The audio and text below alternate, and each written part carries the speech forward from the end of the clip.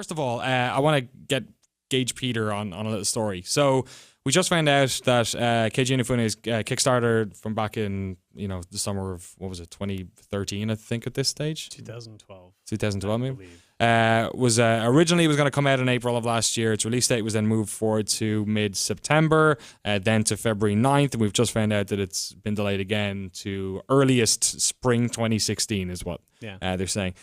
You've talked to the dude. You have sort of eyes on this project from the start.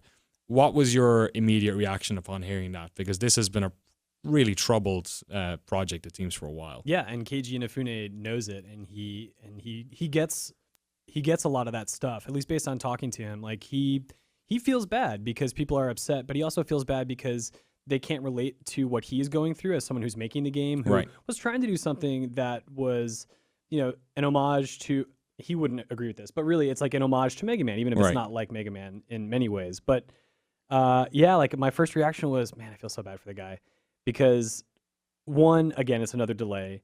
Two, it's something like matchmaking, but online multiplayer that's delaying it. Which you would imagine is something that not a lot of people would have as their like we're literally just talking about co-op. Do people care? We figured out these hurdles as an industry, and I don't know that people really care. And for him to have to say, or at least be the face behind, this is the reason you're not getting the game because we can't figure out matchmaking. It's just, it's for a guy like him who is all about design, these sort of like cold game features, I can only imagine like he gives a fuck about. Like he really doesn't care, and he just wants to get the game out there and make the fans happy. And he said, like, for all the shit I'm taking now, I know once the game comes out, people's reaction to the game will be what I actually care about, not all this stuff. They went for $900,000 on the Kickstarter. Of course, it reached almost 4 million, 3,845,000 and a little bit of change. What do you think this says again about Kickstarter? There have been a couple of notable Kickstarter projects did not really they either didn't come out in the shape that people were expecting them to be. Do you think something like this, when it's another big game and people are looking at things like Shenmue last year, like, do you think that there is less confidence or more confidence in the Kickstarter process, especially when a big developer like this? It seems to me the general consensus is that there's less confidence among the backing audience. But if you look at something like Money Number 9, there was a lot of hubris when they were sort of like making stretch goals. And like this game could have just been a simple single player experience. And instead it kind of blew up into like, oh, it's going to be on every platform. It's going to have matchmaking and all this bullshit. Because that was the problem, right? Because it kind of got too much money. Yes. Yeah, you could say that, and that's fair. And what do you do when more people back your project? You got to kind of like, put that money somewhere. And it just, I think the lesson learned here is don't go too big unless absolutely necessary. And frankly, I don't think that Kickstarter people running campaigns need to offer more features for more money. If they offer something that's a base level, this is what you're, giving us money to make, and people want to keep giving them money to do it, okay.